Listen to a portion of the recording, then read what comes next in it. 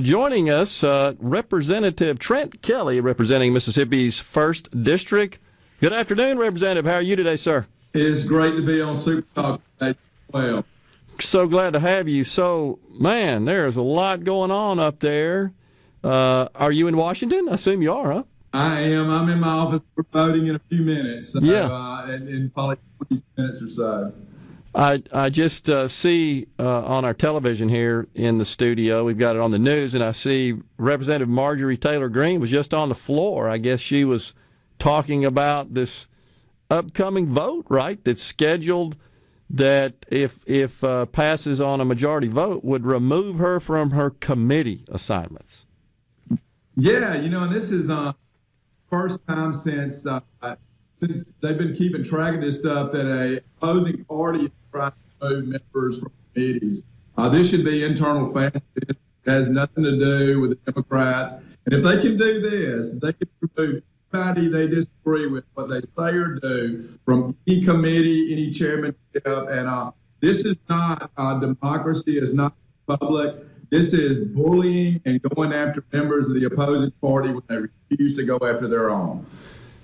It's so true, and couldn't agree with you more, Congressman. And we've been discussing it on the air this morning that it's not so much what Representative Marjorie Taylor Greene, what she said, what she did, her behavior, her conduct, etc. It's just that if we're going to start making, I guess, posts in social media a standard and a qualification, if you will, that is taken up, say, by the other party, which happens to be in control, as a way to remove that representative from a committee, we're just going down a rat hole there. That's just scary. Well, and it's a little more than that. All the things that she's accused of saying or doing, and I don't agree with many of the things she said, and I'm in an opposite part of that. But she gave a very impassioned speech last night at our conference.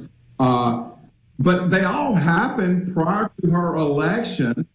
The people of Georgia knew all these things prior to the election. They were used in the election. And what the Democrats are doing is what they've been accusing us of doing, which was completely different. And the press is bought in. They are trying to remove her from office against the will of her people who knew all these things when they elected her. Yeah. The people of Georgia spoke, and they should honor that. Totally agree. In fact, one of our listeners wrote in earlier and said the exact same thing, that she was duly elected by her constituents. She carried her district by 75%. It's the people's seat. It's not the Democrat seat or the other party seat. It's not the House of Representatives seat, frankly. It's the people's seat. And the people spoke. They elected her in accordance with our Constitution. And she's seated. Now, I know there's a procedure where if 2/3 of the chamber says this person needs to go, that is available, but that ain't going to happen based on the numbers. I'm not even sure a majority goes down here. Is expulsion, and that's only happened twice in the last century or half century. And she's not done anything in office. And it's for actions in office, not before office. That was litigated at the polls in November. Expulsion should be for conduct that happened while in office, or either criminal conduct that occurred before that it only came to light. I know it sounds radical, crazy, but I get worried that, you show up and say, well, I just don't like the color of your hair or the shoes you wear, so we're going to put that up for a vote and remove you from a committee. That's just crazy, and so it's very disturbing. What's that, Congressman? That is where they're headed. I know. I totally agree, and that they want to silence anyone who has an opposing view to them. Yeah, I completely agree. It's a distraction for that. Essentially, that's at the heart of what they seek to do, and that's very disturbing. So, wanted to ask you about impeachment. So now we got that thing cranking up over in the Senate. Is this in the best interest of our country where we stand right now? It is absolutely not. If you will notice, there's a pattern to this. Both the press and the Democrats are talking about impeachment They're talking about Marjorie Taylor Greene. They're talking about Liz Cheney and the conference stuff. They are talking about all the things Republican, while quietly in the Oval Office, no one is screaming bloody murder about the millions of jobs that Joe Biden did by killing the Keystone Pipeline and the 47 executive orders. There's not a peep about that. They are distracting you from the ball. Pay attention to what's going on. The enemy is not within the Republican Party. The enemy right now is signing executive orders to change the face of America without legislative action. And that's my concern, is that we're just dividing the party and fracturing it even more. And it just seems like we got, as they say, bigger fish to fry. But the Democrats just seem to be insistent on removing any semblance, any remnant whatsoever of Donald Trump, because they just don't like the guy.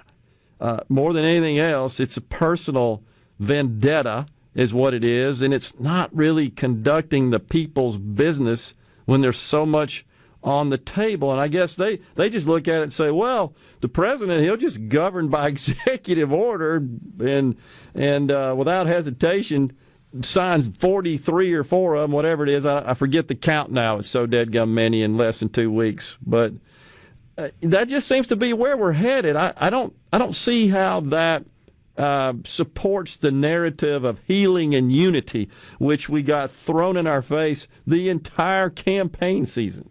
Got to have Joe Biden to heal us and unite us. Yeah, and I mean, this camp, I was at inauguration, and I was there, and I heard his word. They rang true. We need to unify and to work on the things we agree on. And I was very hopeful that he meant what he said. Yeah. And he immediately went to the White House and started, didn't get to the White House, started signing executive orders that were in opposition. He had 10 Republican senators go to the White House, try to work on what we're doing with COVID relief, all those things. Yeah. And basically push them aside, and they put through with one vote yesterday through the House. And we'll likely try to do the same thing in the Senate. It's one thing to talk about things, but actions speak louder than. Yeah, absolutely. So we got this $1.9 trillion bill that your colleague, Representative Jayapal, a couple of days ago said, that's just not enough. The economists say it's got to be $3 to $4 trillion. Just make it $50 trillion. Where does it end? What they don't understand is printing money, and you keep spending money you don't have, then inflation hits, and you still have the same amount of money. It just doesn't go near as far. Something that costs $1 will cost $4. Yeah, clearly that's where we're headed in pursuit of this modern monetary theory concept. So the president has suggested, after meeting with Senate Republicans, that there could have been some House Republicans in that meeting as well. I don't remember, Congressman, that went to the White House. Yeah, I agree. So anyhow, he comes away and says, well, I'm open to making these direct payments of $1,400 more targeted, but he didn't seem to be willing to give any on the $1.9 trillion price tag. It doesn't seem to be any interest in that at this point. Are we going to be able to stop this ever? It just seems like it's got legs and we're never going to stop it. No, it's going to be very difficult to stop. Here's what we've got to do. We've got to focus on 2022.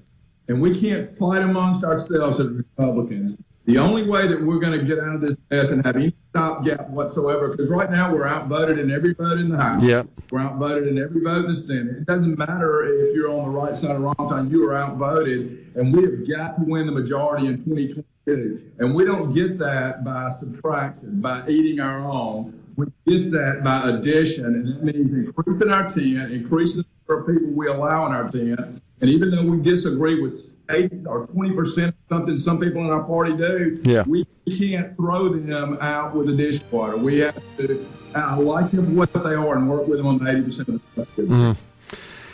It's very disturbing, and we appreciate you joining us today, Congressman, and we wish you all the best in fighting the onslaught of the craziness that's happening up there. We thank you, sir. Thank you very much. You bet. Congressman Trent Kelly has been our guest here on the JT Show. We'll come back with more after this.